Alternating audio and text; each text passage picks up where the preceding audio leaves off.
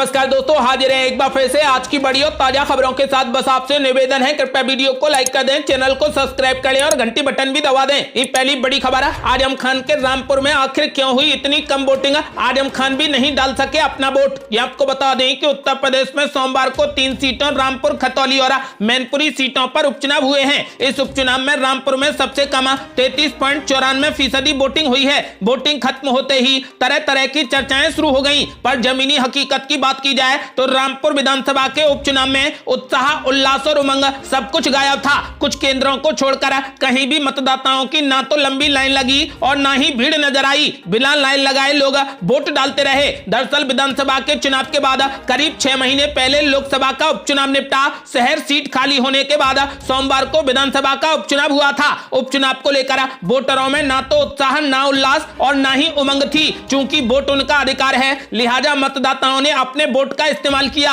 अधिकतर मतदान केंद्रों पर चुनावों की तरह ना तो मतदाताओं की लंबी लाइन थी, ना ही भीड़ दिखाई दी। वोट डालने के लिए लोग एक एक करके आते रहे। आपको बता दें कि समाजवादी पार्टी के वरिष्ठ नेता आजम खान वोट कटने के बाद अपने घर में ही रहे। वो वोट नहीं डाल सके। सजा सुनाई जाने के बाद उनकी विधायकी भी चली गई थी। विधायकी जाने के बाद ही शहर विधानसभा सीट पर उपचुनाव की नौबत आई है। इस उपचुनाव में समाजवादी पार्टी नेता ने अपने करीबी आसिम रजा पर दांव खेला है। आसिम रजा की जीत के लिए आजम खान ने अपनी पूरी ताकत झोंक दी है। आपको बता दें कि इस बार रामपुर सीट पर बीजेपी अपनी जीत का दावा कर रही है। आपका क्या मानना है, इस बार रामपुर में कौन जीतेगा? अपनी राय हमें वीडियो लाइक कर कमेंट बॉक्स में जरूर दें। अगली बड़ी खबर, दिल्ली में केजरीवाल का क्लीन स्वीप, गुजरात मोदी के नाम तो हिमाचल में सियासी दुविधा। एग्जिट पोल से निकले 5 बड़े संदेश। ये आपको बता दें कि गुजरात, हिमाचल और दिल्ली एमसीडी चुनावों के नतीजों का भले ही इंतजार हो, लेकिन एग्जिट पोल ने इन राज्यों में बदले सियासी समीकरणों का संकेत दे दिया है। एग्जिट पोल के मुताबिक गुजरात में बीजेपी अपना दबदबा कायम रखने में सफल रही है, तो हिमाचल में कांटे की टक्कर होने के बावजूद सत्ता परिवर्तन का ट्रेंड देखने को मिल रहा है। दिल्ली में तीनों एमसीडी के विलय के कार्ड के बावजूद बीजेपी बिल्कुल बेअसर दिख रही है, तो आम आदमी पार्टी की आंधी बीजेपी के सारे समीकरणों को फेल करती दिख रही है। आपको बता दें कि गुजरात में बीजेपी का किला वक्त के साथ और मजबूत होता जा रहा है। ये बात इंडिया टुडे एक्सिस में इंडिया के एग्जिट पोल के नतीजों ने साबित कर दी है। पिछले 27 सालों से काबिज बीजेपी एक बार फिर से गुजरात में रिकॉर्ड तोड़ तरीके से भले ही सत्ता में वापसी करती दिख रही है, लेकिन हिमाचल और दिल्ली एमसीडी की सत्ता उसके हाथों से निकलती जा रही है। यह बीजेपी के लिए सबसे बड़ा सियासी झटका है। हिमाचल में 5 साल से सत्ता में है, जबकि दिल्ली एमसीडी में बीजेपी 15 सालों से काबिज थी। इस बार दिल्ली की तीनों एमसीडी का एकीकरण कर वो चुनाव लड़ी थी। इसके बावजूद भी बीजेपी अपना वर्चस्व कायम नहीं रख सकी। हिमाचल और एमसीडी चुनाव के एग्जिट पोल के सियासी संदेश साफ हैं कि बीजेपी हर चुनाव नरेंद्र मोदी के नाम और चेहरे पर नहीं जीत सकती है। राज्यों और निकायों को भी काम करना होगा। एक बात तो साफ है कि पीएम मोदी के नाम पर भीड़ तो जुटा सकते हैं, लेकिन वोट सरकार के काम पर ही मिलेगा। दिल्ली एमसीडी पर बीजेपी 15 साल से काबिज है, लेकिन अपने काम की उपलब्धि गिनाने के लिए उसके पास कुछ भी नहीं था। दिल्ली की गंदगी, आवारा पशु और कूड़े के पहाड़ को आम आदमी पार्टी ने बड़ा मुद्दा बना लिया, जो बीजेपी के हार का कारण बनी। इसके अलावा बीजेपी के पास में केजरीवाल के कद का कोई भी चेहरा भी नहीं है जिसके नाम पर वो वोट मांग सकें। ऐसे ही हिमाचल में जयराम ठाकुर अपनी सरकार के काम से ज्यादा मोदी के नाम और राष्ट्रीय मुद्दों पर वोट मांग रहे थे। बीजेपी को यह समझने की जरूरत है कि हर चुनाव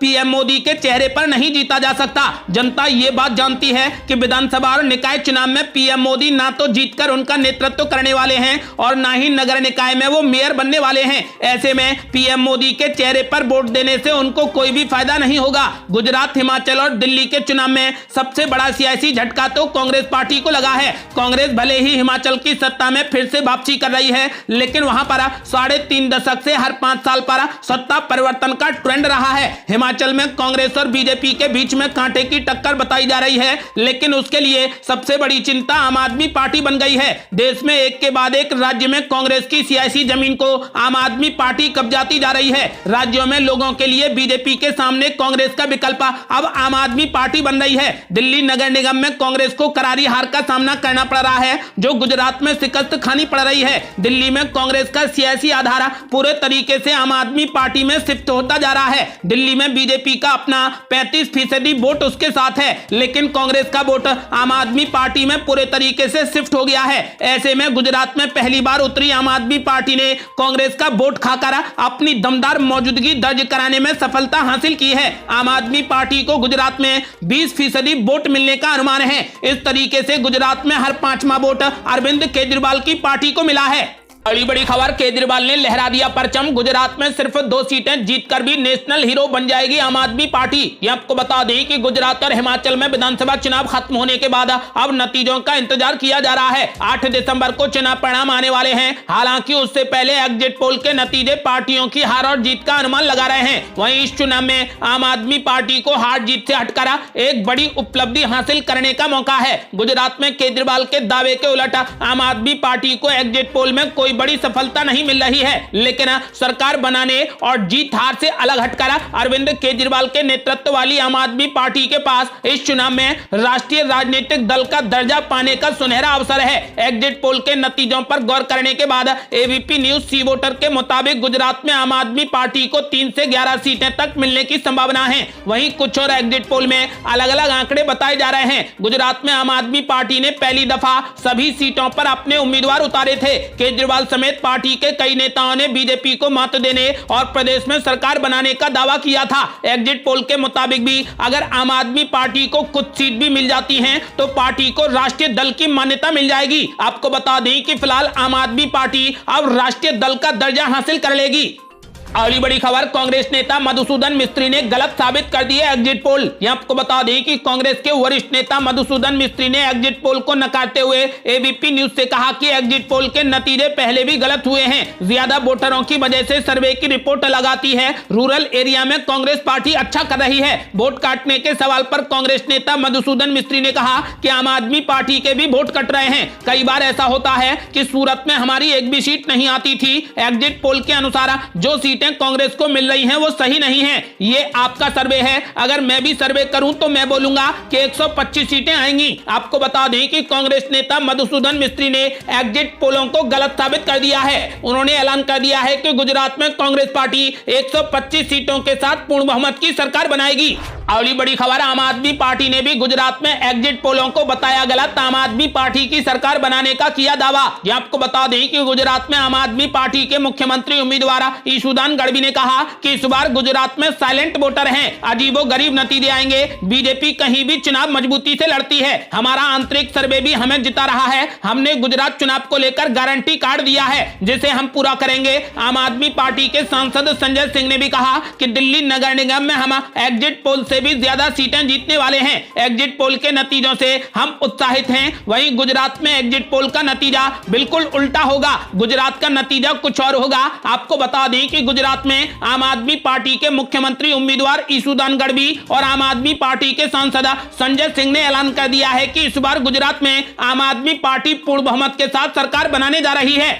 अगली बड़ी खबर, बीजेपी ने एग्जिट पोलों का किया स्वागत। गुजरात में रिवाज बदलने का कर दिया बड़ा दावा। यह आपको बता दें कि एग्जिट पोल पर बीजेपी के वरिष्ठ नेता रविशंकर प्रसाद ने एबीपी न्यूज से कहा कि ये जो आपका एग्जिट पोल का संकेत है, ये 8 तारीख को सही साबित होगा। उन्होंने कहा कि हिमाचल में भी रिवाज बदलेगा और बीजेपी वापसी करेगी। उन्होंने कहा कि बीजेपी का संगठन, बीजेपी सरकार का काम और पीएम मोदी का काम, जनता इन सब के कारण बीजेपी से जुड़ी हुई है। उन्होंने कहा कि बिहार के मुख्यमंत्री नीतीश कुमार देश में सभी विपक्षी दलों को एक करने के लिए निकले हैं, लेकिन वे गुजरात में इनको एक नहीं कर पाए। रविशंकर प्रसाद ने आगे कहा कि गुजरात में कांग्रेस का भी बेस है, लेकिन अगर वे ही इसको मजबूत करने के लिए कुछ नहीं करना चाहते तो इसमें हम क्या करें। राहुल गांधी गुजरात एक दिन के लिए आए और हिमाचल गए ही नहीं। जहां तक आम आदमी पार्टी की बात है, तो वे जिस राज्य में हारते हैं वहां से वॉकआउट कर जाते हैं। चुनाव जीतने के लिए गंभीर होना, संगठन बनाना और काम करना बेहद जरूरी है। आपको बता दें कि रविशंकर प्रसाद ने ऐलान कर दिया है कि इस बार हिमाचल में रिवाज बदलने जा रहा है। अगली बड़ी खबर है, एमसीडी चुनाव में झाड़ू के शानदार प्रदर्शन पर केजरीवाल ने लोगों को दी बधाई। गुजरात को लेकर कर दिया बड़ा ऐलान। यह आपको बता दें कि गुजरात, हिमाचल विधानसभा और दिल्ली में एमसीडी चुनाव के लिए वोटिंग हो चुकी है। अब फाइनल रिजल्ट का इंतजार है। नतीजों से पहले एग्जिट पोल में दिल्ली एमसीडी में आम आदमी पार्टी और गुजरात में बीजेपी को जीत मिलती दिख रही है। इस एग्जिट पोल पर आम आदमी पार्टी के मुखिया केजरीवाल का बयान आया है। उन्होंने एमसीडी में जीत की उम्मीद देख जनता को बधाई दी और गुजरात के लिए इंतजार करने की बात कही। अरविंद केजरीवाल ने कहा कि दिल्ली एमसीडी का एग्जिट पोल मैंने देखा, मैं दिल्ली की जनता को बधाई देता हूं। गुजरात में हमारी पार्टी बिल्कुल नई है, परसों तक इंतजार कीजिए। आम आदमी पार्टी संयोजक केजरीवाल ने गुजरात एग्जिट पोल के नतीजों को पॉजिटिव बताते हुए कहा कि डेब्यू पर पार्टी को 15 से 20% वोट शेयर मिल जाए तो यह बड़ी बात है।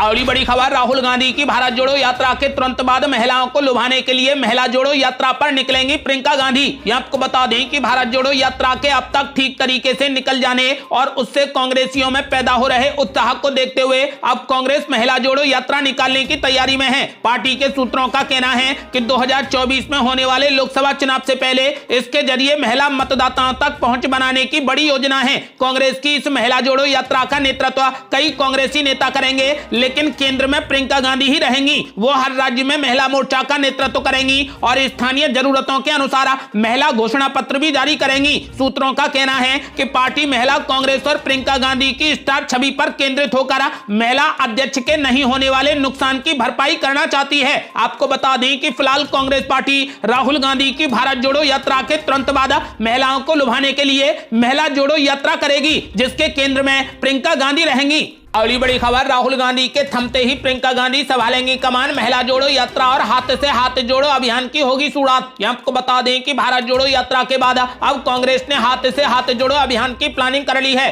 कांग्रेस का मानना है कि वायनाड सांसद राहुल गांधी श्रीनगर पहुंचकर गणतंत्र दिवस यानी 26 जनवरी को तिरंगा फहरा सकते हैं। इसके बाद ही पार्टी नए अभियान में जुटने की रूपरेखा तैयार कर रही है। कहा जा रहा है कि इस यात्रा का मुख्य चेहरा प्रियंका गांधी वाड्रा होंगी। भारत जोड़ो यात्रा के गणतंत्र दिवस तक समाप्त होने के साथ ही 2 महीने लंबे हाथ से हाथ जोड़ो अभियान की शुरुआत करने की भी कांग्रेस की बड़ी योजना है, जो 26 जनवरी से शुरू होकर 26 मार्च तक चलेगा। इसके तहत होने वाले कार्यक्रमों के जरिए देश भर के राज्यों, जिला और ग्राम पंचायत स्तर पर भारत जोड़ो यात्रा के एकता के संदेश को पहुंचाने का काम किया जाएगा। यही नहीं, इस दौरान राहुल गांधी का लिखा पत्र भी बांटा जाएगा, जो भारत जोड़ो यात्रा के मकसद को बयान करेगा।